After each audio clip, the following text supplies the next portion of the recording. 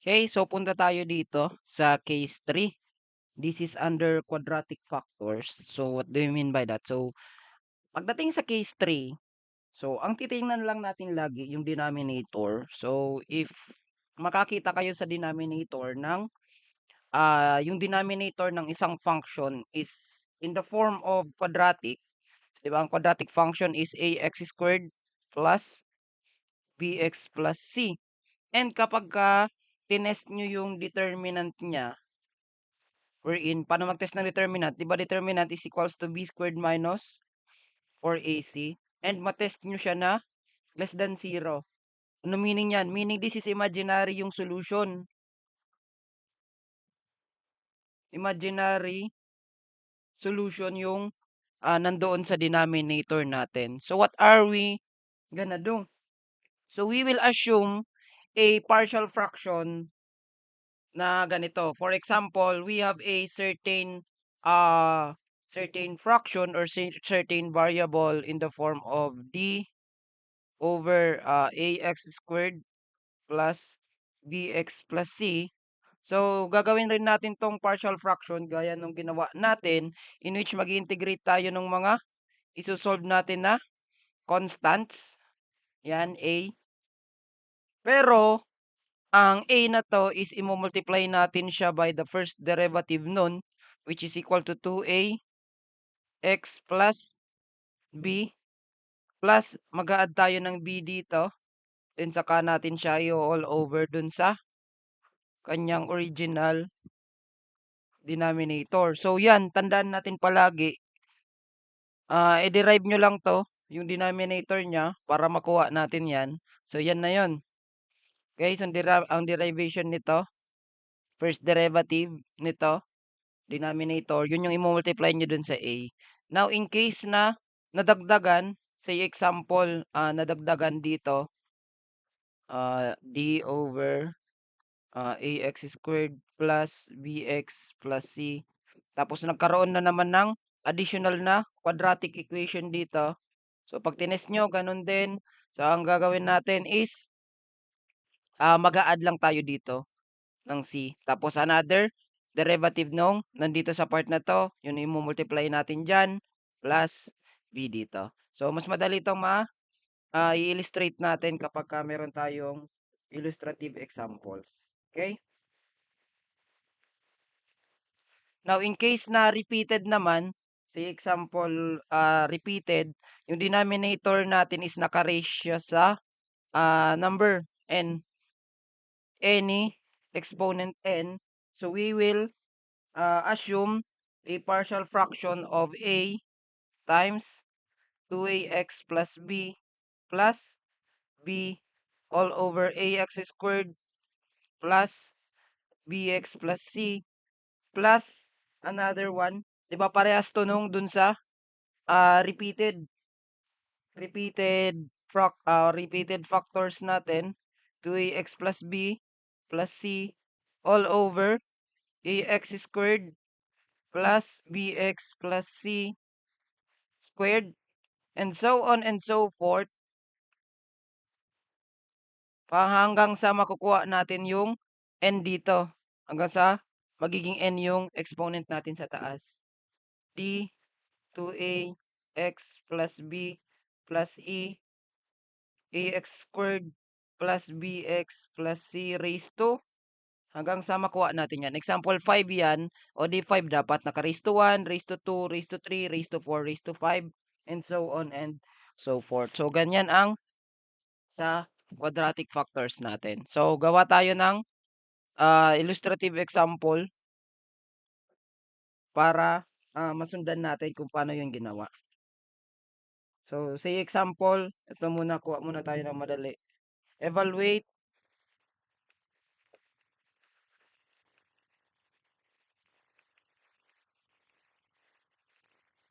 the integral of x dx all over x squared plus 8x x squared plus 8x plus 20.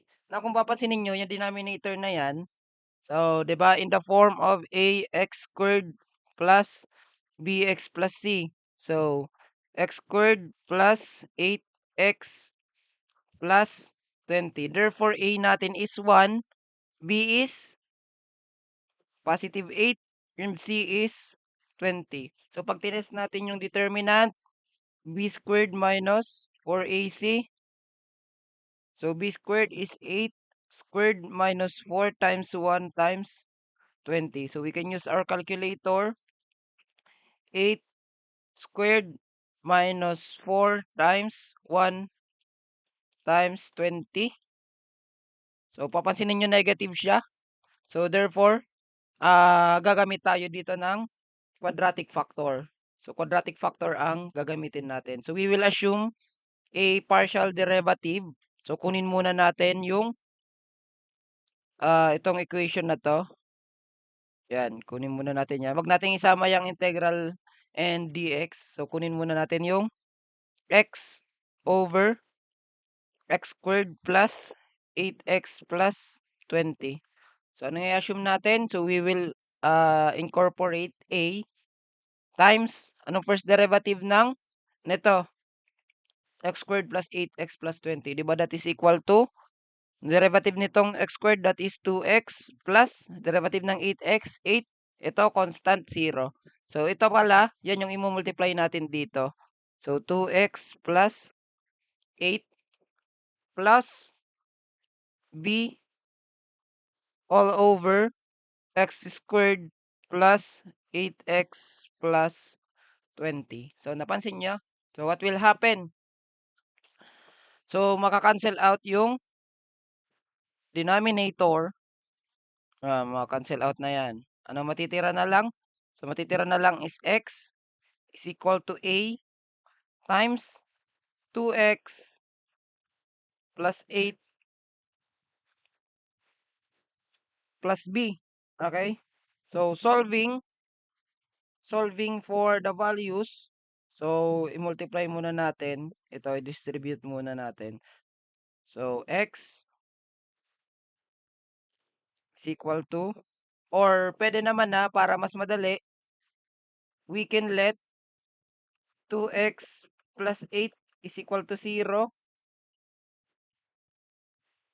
So, gagawin natin 0 yan.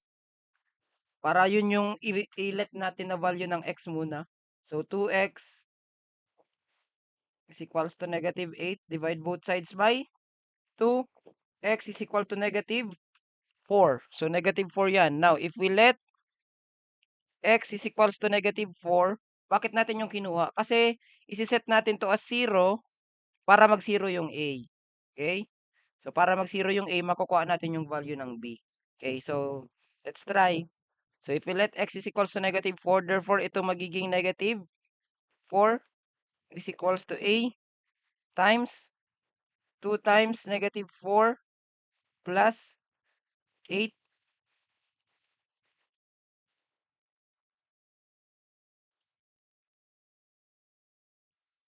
plus b. Okay? So, maka-cancel out na to kasi magsi-0 yan, di ba? 2 times negative 4 is negative 8 plus 8, 0. So, 0 na yan. So, therefore, b is equal to negative 4. Okay. So, next.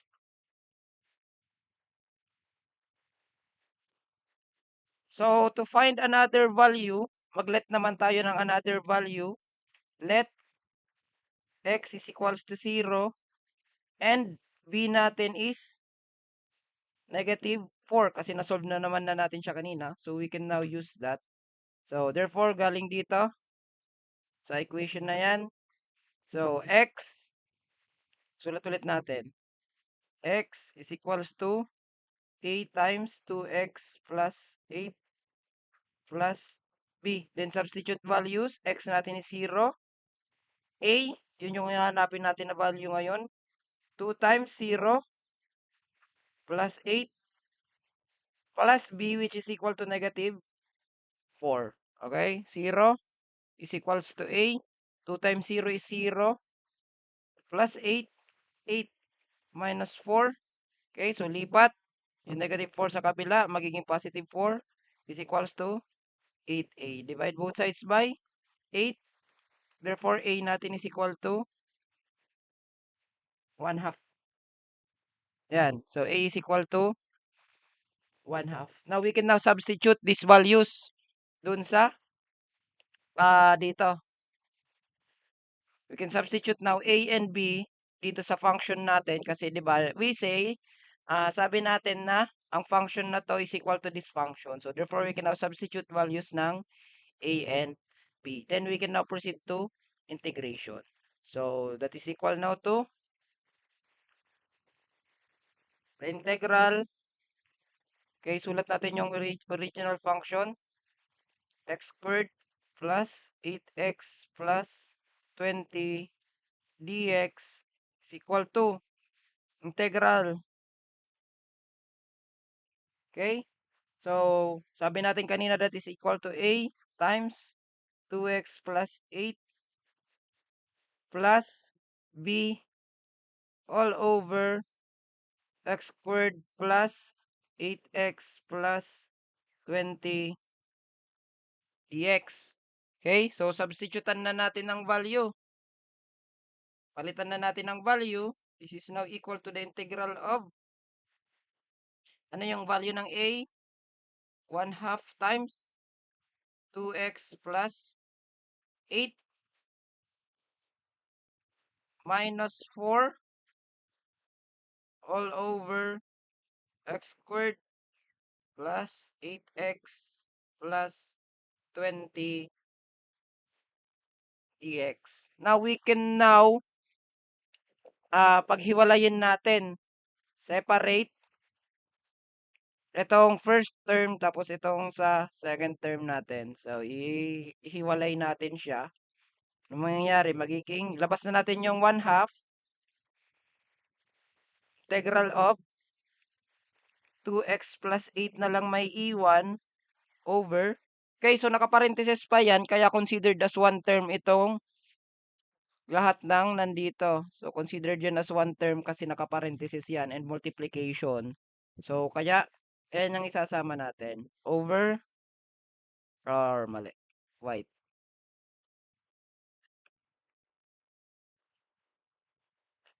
All over x squared plus 8x plus 20 minus 4.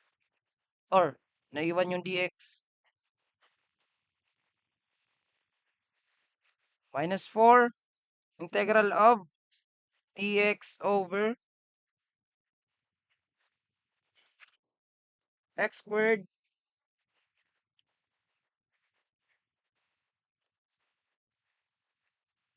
plus 8x plus 20. So, yan na. So, ito, pwede na itong ma-integrate. So, if we let u is equal to x squared plus 8x plus 20, ano yung du natin? So, di ba yun yung nasa taas? 2x plus 8 dx yung du natin. So, yan ang du. So, therefore, ito, pwede na natin tong i-rewrite as 1 half integral ng ano yung nasa taas? Du over u. Okay, plus. Ang problema natin is ito, or minus pala yan, minus 4.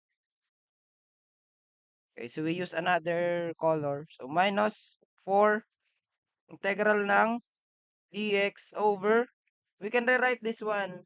So, gawin natin na x squared plus 8x by completing the square. Diba may idadagdag tayo dyan? Plus 20 plus kung ano yung dinagdag natin. Okay? So, ano idadagdag natin dito? How do we complete square? By completing the square. So, x squared plus 8x plus blank. O, paano yung blank? Ba tinuro ko na yan?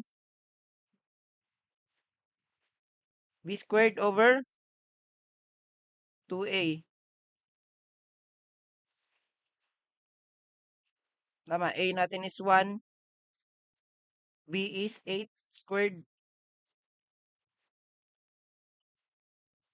ay B B over 2A squared.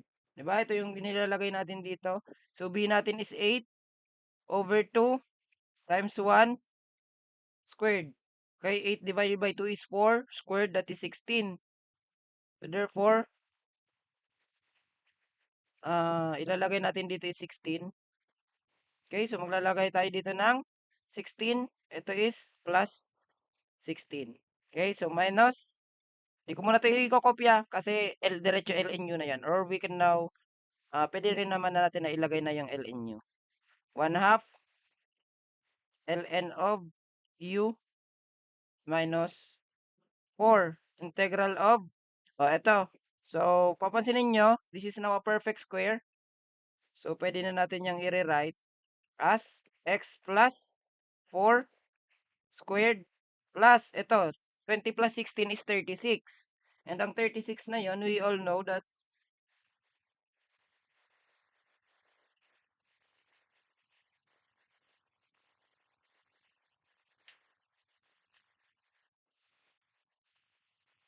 di ba? 20 plus 16, or hindi pala to plus.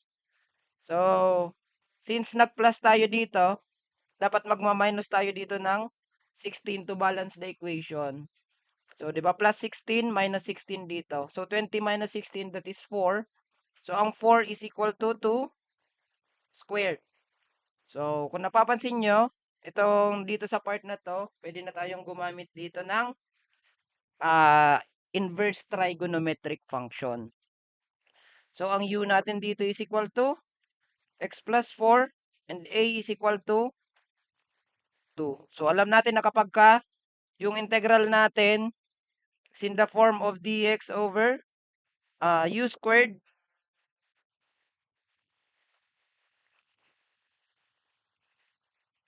plus a squared, diba, that is equal to arctangent of u over a.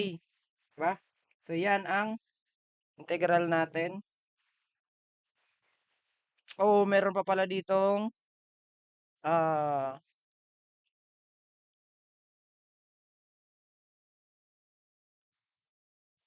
so, tama. Meron pa ditong 1 over a. Okay? So, gagamitin natin yan dito. So, kopya. This is now equal to 1 half ln of u, which is equal to x squared plus 8x plus 20 minus 4 integral. Integrate na natin to. Minus 4 times 1 over a. 1 over a natin is 2. Arctan u. Ano yung u natin? Ito, x plus 4 all over a, which is 2 plus c. Now, simplify. Yung mga pwedeng simplify, 2 na lang yan. So, this is pala equal to 1 half ln of x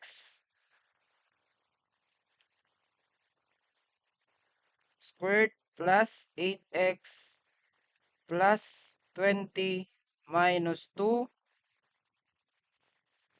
arctan of x plus 4 over 2 plus c.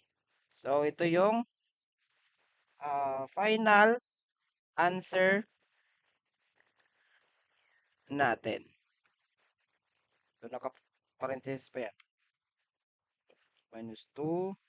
Yan. So, that is our final answer.